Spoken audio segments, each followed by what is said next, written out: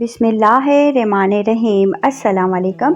Syeda Ruby रज़ी के channel में आप सबको खुश आमदीद। नाज़रीन कराम, कुरैश की जानिब से सुलह हदैबिया के मुआहदे की खिलाफ वर्जी के बाद रसूल अकरम सल्लल्लाहु अलैहि वसल्लम ने हज़रत आयशा सिद्दीक़ा रज़ी अल्लाह ताला अन्हुमा से फरमाया, हमारे लिए असबाब सफ़र तैयार करो और देखो किसी को कानो कान खबर ना हो।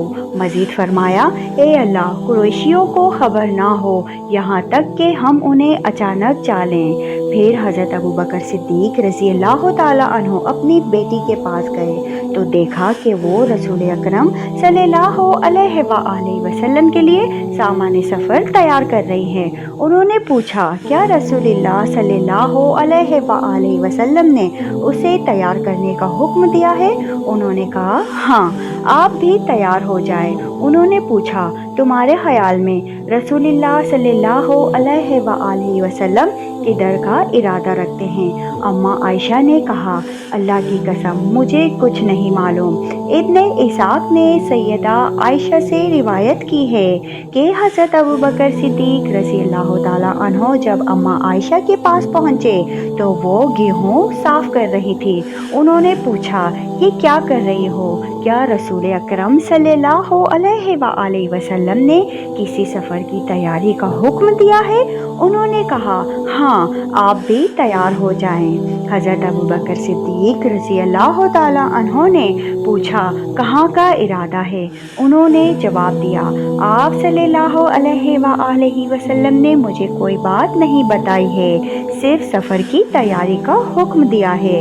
फिर नबी करीम सल्लल्लाहु अलैहि वसल्लम अंदर तशरीफ़ लाए तो हज़रत अबू बकर सिद्दीक़ अम्मा आयशा के पास थे। उन्होंने नबी करीम सल्लल्लाहु अलैहि वसल्लम से पूछा, ए अल्लाह के रसूल, क्या आपने सफ़र का इरादा किया है? इरशाद हुआ, हाँ। उन्होंने पूछा, क्या मैं भी तैयारी कर लूँ? नबी अकरम सल्लल्लाहु अलैहि वसल्लम ने फरमाया, हाँ। हज़रत अबू बकर सिद्दीक़ रज़ी अल्लाह ताला अन्हु ने फिर पूछा, कहाँ का इरादा है? आपने फरमाया, कुरैश का इरादा है, लेकिन आप इस बात को राज़ी रखिए।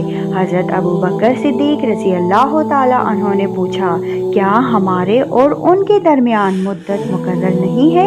आप सल्लल्लाहु अलैहि वसल्लम ने फरमाया, उन्होंने गद्दारी और बदअहदी की है, इसलिए उन पर हमला करने वाले हैं, लेकिन आप इस बात को मख्फी रखिए ताकि कोई शाम का गुमान ना करे, कोई सकीफ़ का और कोई खवाजन का। जब रसूल अकरम सल्लल्लाहु अलैहि वसल्लम ने कुरैश पर हमले का पुख्ता इरादा कर लिया और मदीने के लोगों को ये बात बता दी कि सहाबाए कराम को पूरी तरह तैयार हो जाने का हुक्म दे दिया, तो इस मौके पर हातिब रज़ी अल्लाह ताला अन्हु ने कुरैशियों को खत लिखा कि रसूल अकरम सल्लल्लाहु अलैहि वसल्लम उन पर हमला करने का फ़ैसला कर लिया है। ये बात उन्होंने 3 अशख़ास को लिख भेजी, सफ़वान बिन उमैया, सुहैल बिन उमर और अकरिमा बिन अबू जहल को, और वो ख़त उन्होंने एक मिस्री औरत को दिया और कहा कि अगर वो इसे कुरैश तक पहुंचा देगी तो वो उसको एक अच्छा मुआवजा देंगे, और उसको ताकीद कर दी कि वो ख़त की खबर किसी को ना होने दे और आम राह गुज़र से ना जाए, इसीलिए कि इस राह की निगरानी हो रही है। चुनाचे इस औरत ने वो ख़त अपने बालों के जूड़े में रख लिया और मदीने से ऐसे रास्ते पर चली जिसके लोग आदी नहीं थे। दूसरी जानिब रसूल अकरम सल्लल्लाहु अलैहि वसल्लम को बाज़रिए वही हज़रत हातिब के काम की खबर दे दी गई। आप सल्लल्लाहु अलैहि वसल्लम ने फ़ौरन हज़रत अली और हज़रत ज़ुबैर रज़ी अल्लाह ताला अन्हो को रवाना किया और उनसे कहा कि मिस्री औरत तक जल्द पहुंचा जाए, जिसे हातिब ने अहले मक्का के नाम खत देकर भेजा है और कुरैशियों को जंग की खबर से आगाह किया है। उनको वो औरत खलीफा नामी मकाम पर मिल गई। उन्होंने उसे सवारी से उतारा तो उसके पास कुछ भी ना मिला। انہوں نے اس عورت سے کہا، ہم اللہ کی قسم کھاتے ہیں کہ رسول اللہ صلی اللہ علیہ وآلہ وسلم جھوٹے نہیں ہیں اور ہم بھی جھوٹ نہیں بول رہے، اسی لیے تم وہ خط نکالو ورنہ ہم تمہارے کپڑے اتروا دیں گے۔ عورت نے جب ان دونوں کا اصرار دیکھا تو کہنے لگی، تم دونوں مجھ سے الگ ہٹ جاؤ۔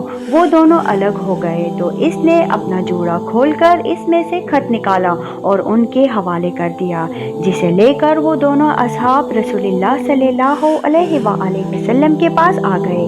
آپ صلی اللہ علیہ وآلہ وسلم نے حضرت حاتب کو بلایا اور پوچھا کہ اس نے ایسا کیوں کیا۔ انہوں نے کہا، اے اللہ کے رسول صلی اللہ علیہ وآلہ وسلم، میں اللہ اور اس کے رسول صلی اللہ علیہ وآلہ وسلم پر کامل ایمان رکھتا ہوں۔ میں نے اپنے ایمان میں کوئی تبدیلی پیدا نہیں کی، لیکن میں ایک ایسا آدمی ہوں جس کا مکے میں کوئی اصل اور خاندان نہیں ہے اور وہاں میرے بال بچے ہیں، اس لیے میں نے اہل مکہ کے ساتھ بھلائی کرنی چاہیے تاکہ وہ میرے اہل و عیال کا خیال رکھیں۔ اس موقع پر حضرت عمر بن خطاب رضی اللہ تعالیٰ عنہ نے کہا، اللہ تمہیں سمجھائے، دیکھ رہے ہو کہ رسول اللہ صلی اللہ علیہ وآلہ وسلم مکمل رازداری سے کام لے رہے ہیں اور تم قریش کو خط لکھ کر انہیں آگاہ کر رہے ہو۔ اے اللہ کے رسول، مجھے اجازت دیجیے کہ اس کی گردن مار دوں۔ مگر رسول کریم صلی اللہ علیہ وآلہ وسلم نے فرمایا، اے عمر، کیا تمہیں خبر نہیں کہ اللہ تعالیٰ بدر کے دن اہل بدر کی حقیقت پر پوری طرح مطلع تھے، اس لیے انہیں مخاطب کر کے فرمایا، اب تم جو چاہو کرو، میں نے تمہیں معاف کر دیا۔ اس کے بعد اللہ تعالیٰ نے حضرت حاتب رضی اللہ تعالیٰ عنہ کے بارے میں سورہ الممتحنہ میں یوں ارشاد فرمایا ہے، اے ایمان والو، تم لوگ میرے اور میرے دشمنوں کو دوست نہ بناؤ، تم ان کی طرف دوستی کا ہاتھ بڑھاتے ہو حالانکہ وہ دین برحق کا انکار کرتے ہیں جو تمہیں ملا ہے۔ انہوں نے رسول اللہ صلی اللہ علیہ وآلہ وسلم کو اور تمہیں صرف اس وجہ سے مکہ سے نکال دیا ہے کہ تم اپنے رب اللہ پر ایمان لے آئے ہو۔ اگر تم میری راہ میں جہاد کرنے اور میری خوشنودی حاصل کرنے کے لیے اپنے شہر سے نکلے ہو تو پھر ان سے چپکے چپکے دوستی کیوں کرتے ہو؟ میں تو وہ سب جانتا ہوں جو تم چھپاتے ہو اور جو ظاہر کرتے ہو، اور تم میں سے جو کوئی ایسا کرتا ہے وہ اللہ کی سیدھی راہ سے بھٹک جاتا ہے۔ پھر رسول اللہ صلی اللہ علیہ وآلہ وسلم کی قیادت میں 10,000 مہاجرین و انصار پر مشتمل مسلمانوں کی فوج سن 8 ہجری 10 رمضان المبارک بروز بدھ مکے کی طرف روانہ ہوئی اور آپ صلی اللہ علیہ وآلہ وسلم نے مدینے میں اپنا خلیفہ ابو رحم کلثوم بن الحسین الغفاری رضی اللہ تعالیٰ عنہ کو متعین کیا۔ اسلامی لشکر مالا اور زہران میں پہنچا تو رسول اللہ صلی اللہ علیہ وآلہ وسلم کے ساتھ 10,000 صحابہ کرام تھے۔ آپ کے ساتھ تمام ہی مہاجرین و انصار نکلے تھے، کوئی پیچھے نہیں رہا تھا، اور ان کے ساتھ قبیلہ سلیم و بزینہ، غطفان اور دیگر قبائل بھی تھے، اور یہ ساری خبر قریش سے بالکل مخفی رہی۔ رسول اللہ کی کوئی خبر ان کو نہیں مل رہی تھی، انہیں پتہ نہیں تھا کہ آپ کا کیا ارادہ ہے، اس لیے قریش والے ہر وقت خوف و حذار میں تھے۔